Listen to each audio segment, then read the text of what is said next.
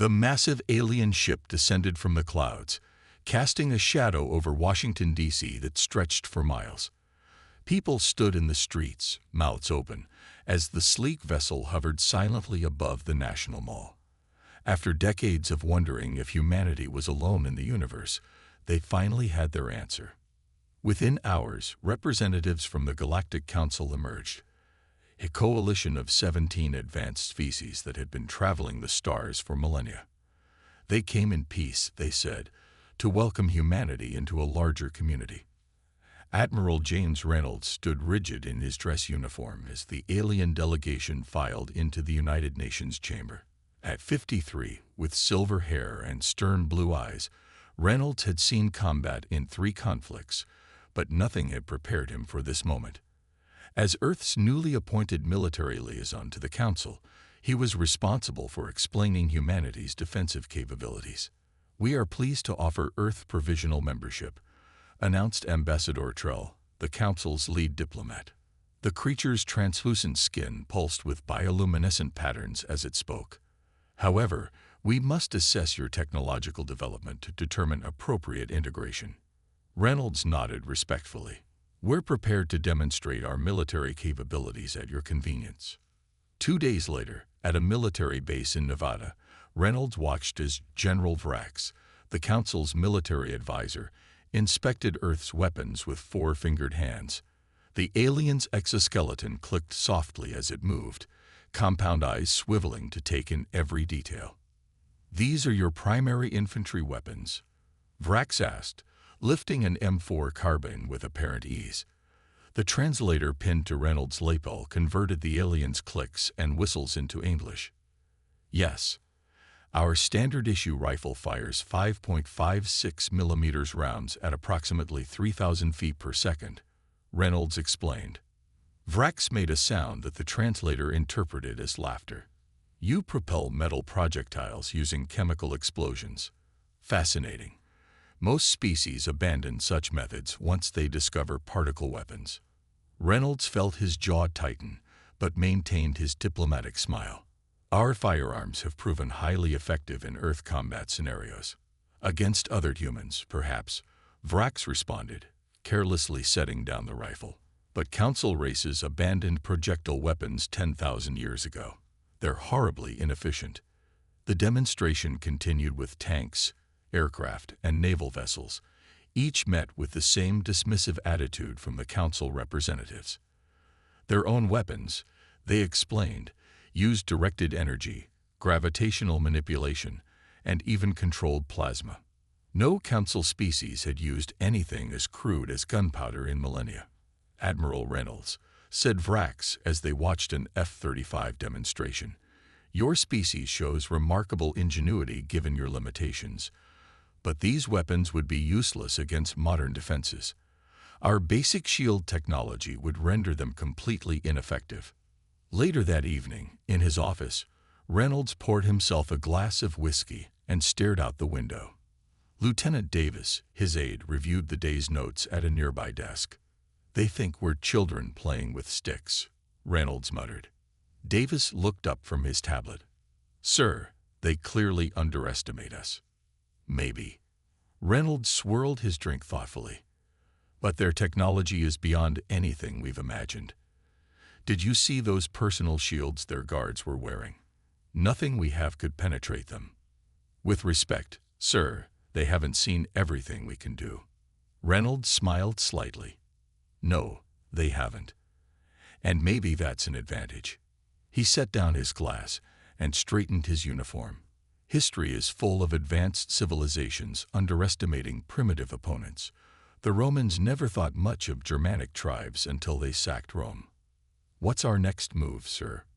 "We accept their invitation. Next week, we'll be traveling to their Nexus station as Earth's official representatives." Reynolds' eyes hardened with determination. "And we'll bring along some of our primitive weapons, just in case."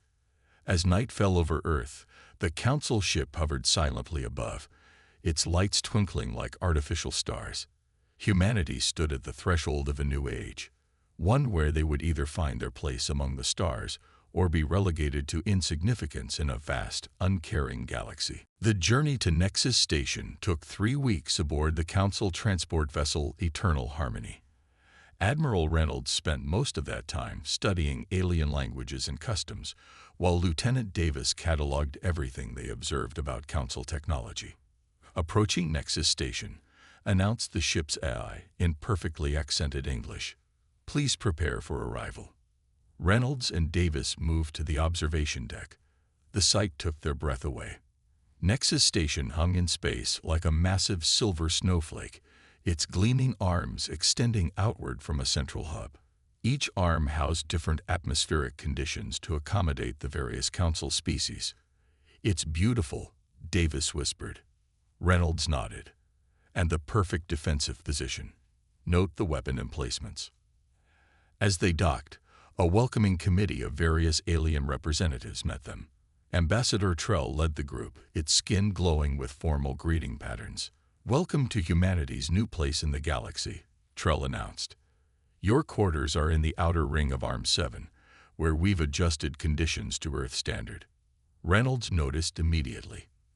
The outer ring, the furthest point from the central hub where all important decisions were made, a symbolic placement if he'd ever seen one.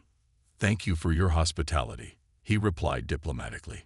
The next morning, Reynolds attended his first Council session. The chamber was arranged in concentric circles, with the founding species seated in the center and newer members positioned outward based on their status. Earth's temporary seat was in the outermost ring. General Vrax stood at the central podium, discussing military readiness. "The newest species to join us, the humans, will require significant technological advancement before they can contribute meaningfully to Council defense."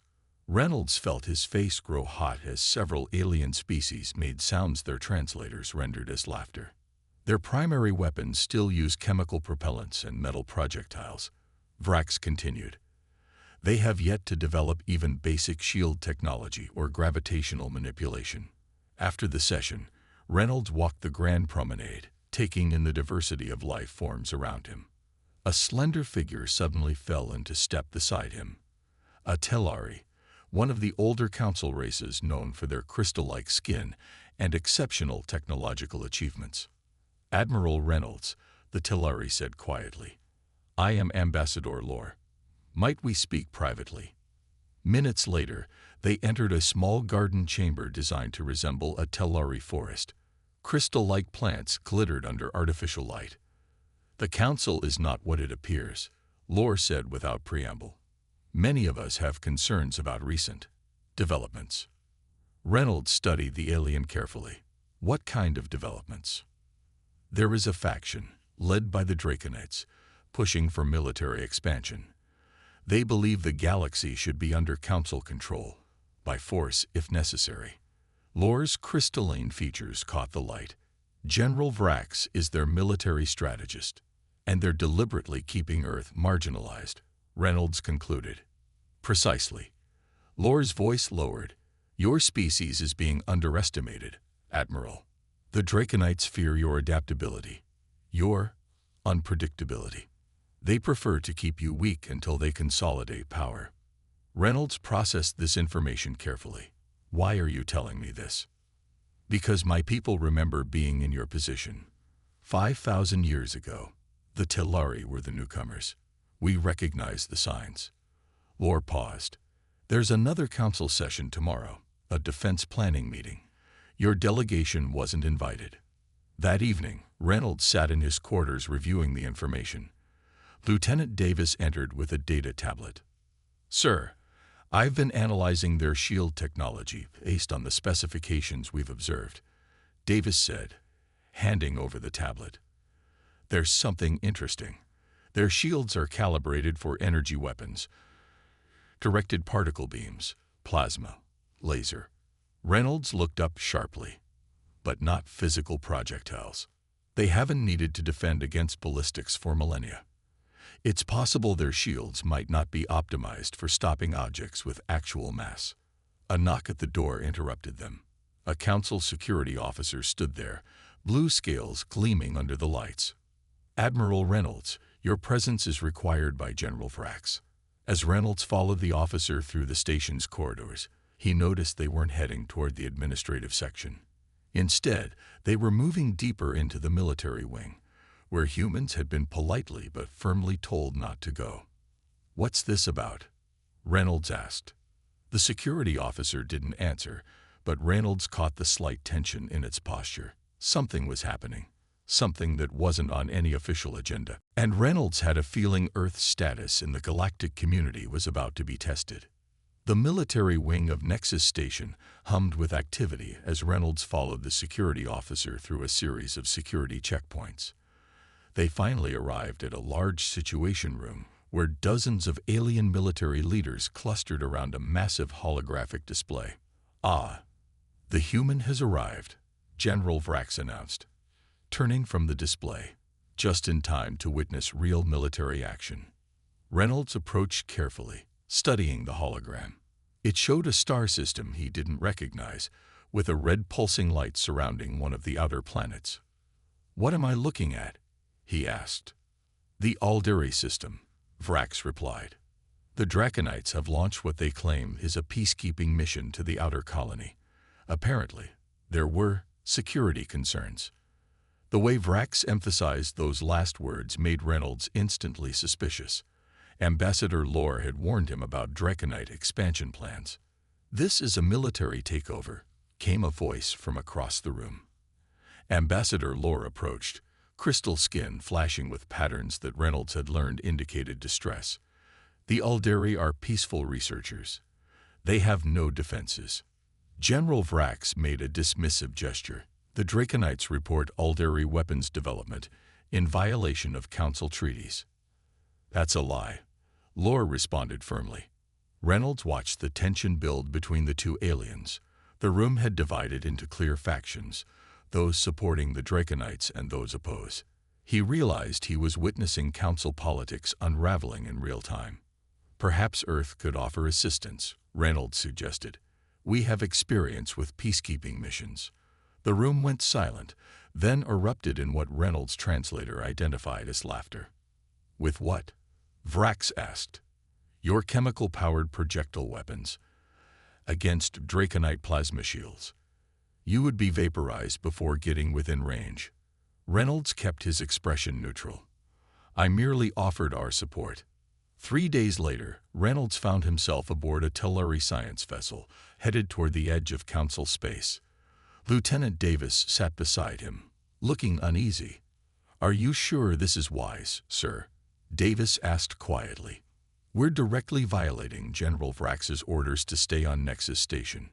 Ambassador Lore requested our presence," Reynolds replied. "This gives us an opportunity to observe Council technology in action. And besides, it's just a scientific mission to collect data on the Draconite activities." The Telluri vessel, named Seeker of Truth, was sleek and almost transparent, built of the same crystalline material as its creators. Ambassador Lore commanded the bridge, directing the crew with efficient precision. "We're approaching the observation point," Lore announced. "We should be outside Draconite sensor range." Reynolds stood at a viewing port, watching as the ship slowed near an asteroid field. Beyond it lay the contested planet, now surrounded by Draconite warships. Suddenly, alarms blared throughout the ship. "Multiple vessels approaching," called out a Telluri officer. "Draconite interceptors." "How did they detect us?" Lore demanded. "We're running silent." "They'd locked weapons," another officer shouted. Reynolds felt the ship shudder as the first energy blast struck. The Telluri vessel had minimal shields, designed for scientific exploration rather than combat. "Return to the shuttle bay," Lore ordered Reynolds and Davis. "If they board us." The ship rocked violently as another blast hit, throwing everyone to the deck. The lights flickered and died, replaced by dim emergency illumination. "They're boarding," someone shouted. Reynolds and Davis exchanged quick glances before drawing their sidearms, standard 9mm pistols that had been objects of ridicule since their arrival in Council space. "Stay behind me," Reynolds told a group of frightened Telluri scientists as the sound of cutting torches came from the main airlock. The airlock burst open, and 3 Draconite soldiers charged in, their scaled bodies protected by shimmering energy shields. They carried plasma rifles that glowed with deadly energy. "Surrender or die," the lead Draconite shouted. Reynolds fired 3 rapid shots. The first 2 bullets struck the Draconite's shield, causing it to flicker unexpectedly. The third bullet passed through the weakened shield and struck the alien's shoulder, sending it crashing backward with a howl of pain and surprise. The other 2 Draconites froze, clearly shocked. Their weapons were raised, but uncertainty had replaced their confidence. Davis seized the moment and fired at the next Draconite. Again, the bullets disrupted the shield before penetrating it. As the remaining Draconite retreated, Reynolds turned to see Ambassador Lore staring at them in amazement. "Impossible," Lore whispered. "Their personal shields stopped working when hit by your primitive weapons." Reynolds nodded grimly. "Sometimes old technology has advantages. Their shields were designed to stop energy weapons, not physical projectiles." In the distance, more Draconite soldiers were approaching. Earth's first real battle in interstellar space was just beginning, and humanity's outdated weapons had just proven their unexpected worth. The damaged Tillari vessel limped back to Nexus Station 3 days later. Reynolds and Davis had helped repel the Draconite boarding party, killing 2 and wounding several others with their primitive firearms. News of the incident spread quickly through council chambers. Ambassador Lore requested an emergency meeting of the Security Committee. Reynolds stood before the gathered representatives, his uniform still bearing scorch marks from the battle. This human and his companion prevented the capture of a scientific vessel, using weapons you all dismissed as obsolete, Lore announced, crystal skin flashing with emphasis patterns. "I propose a formal weapons test to evaluate the effectiveness of human ballistic technology against our defensive systems." General Vrax rose from his seat, scales bristling. "This is absurd. One lucky encounter doesn't warrant wasting the Council's time." "Are you afraid of what we might learn, General?" Reynolds asked calmly. The chamber fell silent. Challenge was rare in Council proceedings, especially from a newcomer species. "Very well," Vrax finally said. "A test, tomorrow, in the military training facility." The next morning, Reynolds and Davis arrived at the vast chamber at the heart of the station's military wing. They carried a duffel bag containing several human firearms: pistols, an assault rifle, and a hunting rifle. Representatives from all 17 council species lined the observation deck above. Most had come out of curiosity, expecting entertainment rather than revelation. "The parameters are simple," announced the test coordinator, a neutral species known for fairness. "We will test human weapons against standard council defensive technology at increasing levels of protection." The first test involved a standard-issue council combat armor worn by a mannequin. Reynolds loaded a 9mm pistol and fired 3 shots. The bullets pierced the armor easily, causing gasps from the observation deck. "That armor stops low-level energy weapons," someone murmured. Next came advanced combat armor with integrated shield technology. Reynolds used the assault rifle this time. The first burst caused the shield to flicker. The second burst penetrated it completely. Murmurs grew louder. General Vrax leaned forward, his expression unreadable. For the final test, they brought out the most advanced personal defense system, the type used by Council elite forces, with multiple layered shields and reactive armor. "No conventional weapon should penetrate this," the coordinator explained. Reynolds nodded and picked up the hunting rifle. He loaded a single high-powered round, took careful aim, and fired. The bullet struck the shield, creating a visible ripple effect. For a moment, nothing happened. Then, slowly, the bullet pushed through the shield like a finger through water and struck the mannequin with devastating force. The observation deck erupted in chaos. "Impossible," several voices shouted. A council scientist rushed to examine the results.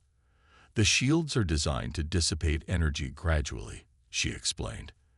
They react to energy signatures by creating a counter-frequency. But these projectiles have no energy signature, just mass and velocity. The shields try to stop them, but can't generate the proper counterforce quickly enough. Reynolds set down the rifle. In simple terms, your defenses evolved to stop energy weapons, not physical objects moving at high speed. Ambassador Lore stepped forward. This changes our understanding of defensive technology. It reveals a critical vulnerability in our systems. General Vrax pushed through the crowd, eyes fixed on the damaged mannequin. One successful test doesn't prove combat effectiveness, he said, but his voice lacked conviction. Would you like to wear the armor for the next demonstration, General? Davis asked quietly. Vrax's scales flattened against his body, a sign of anger or perhaps fear. This is merely a physics anomaly, Vrax announced to the crowd. In real combat conditions, against trained Draconite forces, these weapons would be useless. That's not what happened on the Telari vessel, Reynolds countered.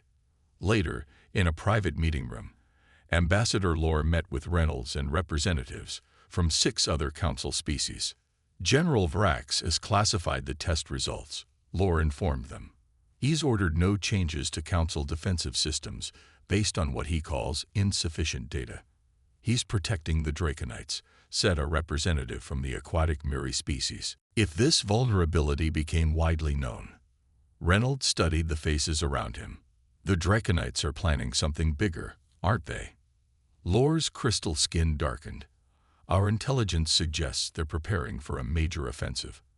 And now we know our defenses have a critical weakness they might already be exploiting. Then we need to prepare, Reynolds said firmly, with or without Council approval. As the meeting concluded, Reynolds couldn't shake the feeling that they were running out of time. Humanity's entry into galactic politics had come at a perilous moment, but perhaps their obsolete technology would prove to be exactly what the Council needed. 2 weeks after the weapons test, alarm sirens blared throughout Nexus Station. Reynolds rushed from his quarters toward the central command hub, passing aliens of various species running in all directions. What's happening? He asked a station officer. Draconite forces have launched a full-scale attack on Mariva Prime. The officer replied, mandibles clicking with stress. It's one of our core worlds. Reynolds found Ambassador Lore and other Council representatives gathered around the main tactical display. The hologram showed a planet surrounded by red attack indicators. They've developed some kind of new shield technology, said a military analyst. Our defense forces can't penetrate it. Their energy weapons are being completely absorbed. General Vrax stood at the center, issuing orders to Council forces. He barely acknowledged Reynolds' arrival with a flick of his eyes. We need to deploy the 7th Fleet immediately, Vrax commanded. General, Reynolds said, stepping forward. Based on what we've learned about their shields, Council energy weapons may be ineffective. Earth could provide. This is not the time for your primitive suggestions, human. Vrax cut him off. This is real war, not your little demonstration. Reynolds felt his jaw tighten but stayed calm. People are dying while you ignore a viable solution. Ambassador Lore moved beside Reynolds. The Admiral is right. The test results clearly showed. The test results were inconclusive and have been classified. Vrax snapped. We will handle this with proven Council technology. Over the next 8 hours, reports from Mariva Prime grew increasingly dire. Council forces were being decimated. The Draconite shields seemed impenetrable to standard energy weapons, while their own weapons cut through Council defenses with frightening ease. Reynolds paced in his quarters, furious at being sidelined. Lieutenant Davis entered with a secure tablet. Sir, I've been monitoring communications. The Draconites have adapted their shields specifically to counter Council energy weapons, Davis reported. They're using a resonance feedback loop that actually gets stronger when hit by energy-based attacks. But they would still be vulnerable to kinetic weapons, Reynolds concluded. Yes, sir. And there's more. Davis lowered his voice.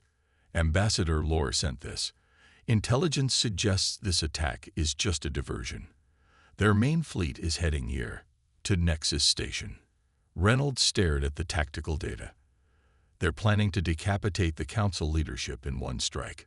Sir, I've taken the liberty of retrieving our weapons cache from lockdown. The Council confiscated most of it after the demonstration, but I managed to hide a secondary cache. Reynolds smiled for the first time that day. Good work, Lieutenant. They had barely finished reviewing the intelligence when a massive explosion rocked the station. Emergency lights activated as the main power systems failed. Priority alert, blared the station eye. Multiple hull breaches detected. Draconet forces boarding in sectors 7, 12, and 14. All personnel implement emergency protocols. Reynolds grabbed his sidearm from Davis and headed for the door. Where's the Council leadership? Central chamber. They were in emergency session when the attack began. As they ran through the corridors, they passed scenes of chaos.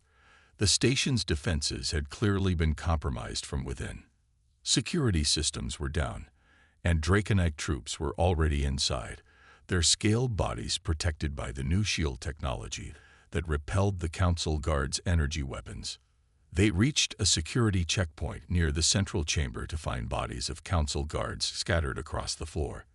A handful of survivors were pinned down behind a barricade, their weapons firing uselessly against 4 Draconite soldiers advancing toward them. Reynolds drew his pistol and fired 3 quick shots. The bullets struck the first Draconite's shield, causing it to flicker before failing completely. The alien fell with a roar of surprise. The other Draconites turned toward the new threat, momentarily confused by the unfamiliar weapons. Davis dropped to one knee and fired his own weapon, taking down another attacker. The remaining 2 retreated around a corner, shouting into communication devices. A Council security officer stared at Reynolds in shock. How did you penetrate their shields? Physics, Reynolds replied grimly, reloading his pistol. Sometimes the old ways work best. Where's the Council chamber? This way, the officer pointed. But it's overrun with Draconites. The entire leadership is trapped inside, including General Vrax. Reynolds exchanged a look with Davis. Time to show the Council what human weapons can really do. As they moved toward the besieged chamber, Reynolds activated his communicator. This is Admiral Reynolds to Earth Embassy. Request immediate deployment of Special Response Team. Authentication code Sierra, Echo 9. This is not a drill.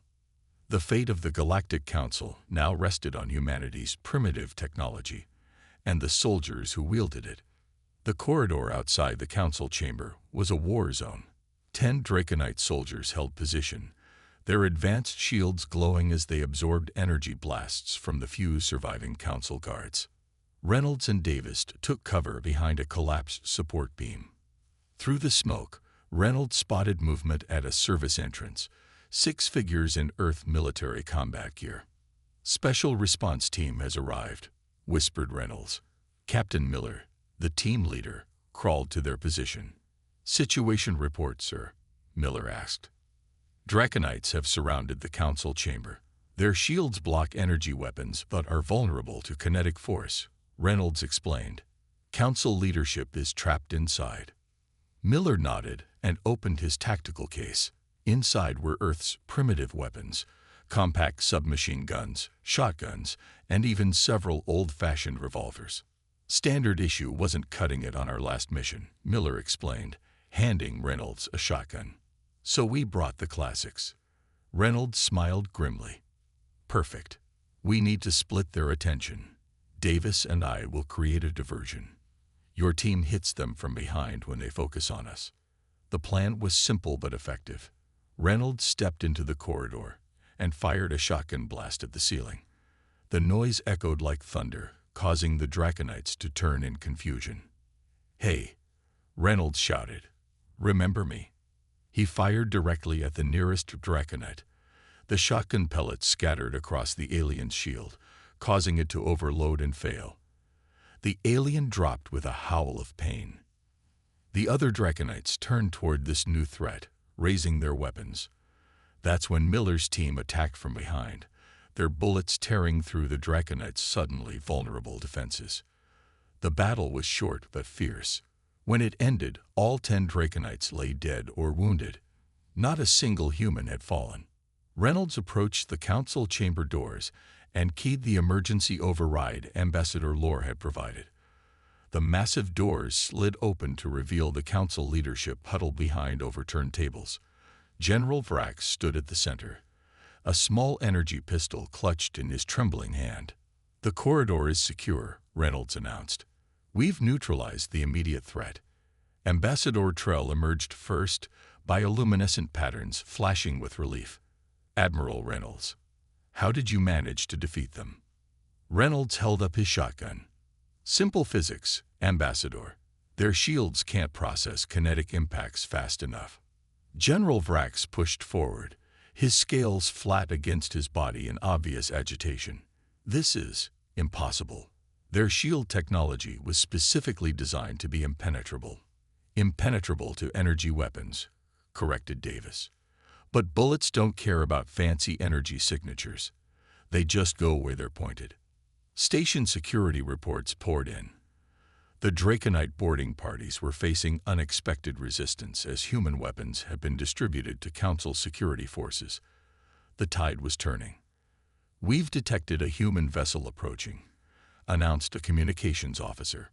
"They're requesting permission to dock." "Grant it immediately," ordered Trell. 20 minutes later, a squad of 30 human Marines entered the chamber, each carrying various projectile weapons. Their commander, Major Wilson, saluted Reynolds. "Earth received your distress call, sir. We brought the hardware you requested." Behind the Marines, crew members wheeled in crates marked Earth Defense Force. Reynolds opened one to reveal rows of pistols, rifles, and ammunition. "These are for your security teams," Reynolds told Trell. "Simple instructions: point and shoot." Across the station, the battle dynamics shifted dramatically. Council security forces, now armed with human firearms, pushed back against the Draconite invaders. The aliens' supposedly impenetrable shields failed repeatedly against bullets and shotgun blasts. In the main docking bay, Reynolds led a final assault against the Draconite command group. The aliens had barricaded themselves behind energy shields they believed would protect them. "Final chance to surrender," Reynolds called out. A barrage of plasma fire was their only response. Reynolds nodded to his team. "Old school it is, then." The humans opened fire simultaneously, their bullets overwhelming the shield generators. Within minutes, the last Draconite commander fell. As the smoke cleared, Reynolds found Ambassador Lore and General Vrax standing in the doorway, watching in amazement. "It seems we severely underestimated your species," Lore said, crystal skin glowing with admiration patterns. Vrax remained silent, his compound eyes fixed on the human weapons that had succeeded where Council technology had failed. Reynolds ejected a spent magazine from his pistol and calmly inserted a fresh one. "A wise human general once said, 'Sometimes the best weapon for a job isn't the newest, it's the one that works.'" Throughout Nexus Station, Council members watched in disbelief as humans with their obsolete weapons saved the heart of galactic civilization. The laughter had stopped, replaced by a new respect for the newest species in their midst. 3 days after the attack on Nexus Station, the Galactic Council convened in the repaired main chamber. The room was packed with representatives from all 17 species, with one notable addition. A new seat had been placed in the inner circle, where Admiral Reynolds now sat as Earth's official representative. Ambassador Trell stood at the central podium, skin glowing with formal patterns. "This council has survived the most serious threat to our existence in 5 centuries, thanks to the courage and unexpected technology of our newest members, the humans." Applause echoed through the chamber, a cacophony of different sounds from various species. Reynolds nodded in acknowledgement, keeping his expression professionally neutral despite his inner satisfaction. "The Draconite leadership has been captured," Trell continued. "Their fleet commander, War Chief Kraz, awaits judgment for crimes against the Council." At a signal from Trell, guards brought in the Draconite leader, War Chief Kraz was an imposing figure even in defeat, nearly 7 feet tall with gleaming black scales and eyes that burned with hatred. "You were fools to trust your advanced shields," Reynolds said, addressing the prisoner directly. "Technology is only as good as its weakest point." Kraz hissed, baring razor-sharp teeth. "Your primitive weapons should not have worked. Our scientists calculated." "Your scientists forgot the basics of physics," interrupted Lieutenant Davis, who stood behind Reynolds. "You spent so much time advancing beyond kinetic weapons that you forgot to defend against them." The council voted unanimously to imprison Kraz and dismantle the draconic military. More significantly, they voted to elevate Earth to full membership status with a permanent seat on the Defense Committee. After the session, Reynolds found himself in a large reception hall where council members mingled freely. Ambassador Lore approached, crystal skin shimmering with friendship patterns. "Admiral, we've begun incorporating your ballistic principles into our defensive designs," Lore said. "The first hybrid shields are already in testing." Reynolds nodded. "And we're studying your energy technology to improve our own systems. It seems we have much to learn from each other." "Indeed." Lore gestured to a new installation at the center of the hall, a display case containing an old Earth revolver alongside a draconite shield generator. The plaque read, "Remember balance. Sometimes ancient wisdom defeats modern arrogance." At the far side of the room, Reynolds noticed General Vrax standing alone, watching the proceedings with an unreadable expression. After a moment's hesitation, Reynolds walked over to him. "General," he said with a formal nod. Vrax's scales shifted slightly. A sign Reynolds had learned indicated discomfort. "Admiral, your tactics were effective. High praise coming from you. The Council has appointed me to lead the new integrated defense force." Vrax said stiffly, "I am to incorporate human military thinking into our strategies." Reynolds suppressed a smile. "I look forward to working together." Vrax hesitated, then asked the question that clearly pained him. Could you demonstrate the proper use of your projectile weapons? For tactical purposes, of course." Reynolds finally allowed himself to smile. "I'd be happy to, General. We'll start with the basics." Later that evening, Reynolds stood alone on an observation deck, watching distant stars through the massive viewport. Earth was out there somewhere, still so new to galactic politics, but suddenly vital to its future. Lieutenant Davis joined him, carrying 2 glasses of amber liquid. "Telari crystal whiskey, sir." Apparently, they'd been studying Earth culture too. Reynolds accepted the glass with a chuckle. "Here's to cultural exchange." As they sipped the alien whiskey, remarkably similar to the Earth variety, Davis nodded toward a group of Council military officers studying human weapons manuals on their datapads. "They're calling it the Reynolds Doctrine now," Davis said. "The theory that sometimes older, simpler technology can overcome advanced defenses specifically because it's unexpected." Reynolds shook his head. "It's not really about old versus new. It's about remembering the fundamentals while reaching for the stars." The station hummed around them as repairs continued and new, stronger defenses were installed. These ones calibrated to stop both energy and kinetic weapons. "What happens now, sir?" Davis asked. Reynolds watched as General Vrax entered a newly established firing range, awkwardly holding an Earth-made revolver while a human Marine provided instruction. "Now," Reynolds said thoughtfully, "we build something better together." The Council needed a reminder that advancement isn't always linear. Sometimes you have to look backward to move forward. As Nexus Station continued its eternal orbit through the stars, humanity had found its unexpected place in the galactic community, not just as students of advanced technology, but as teachers of forgotten fundamentals. The Galactic Council had laughed at human guns until they fired, and now they would never laugh again.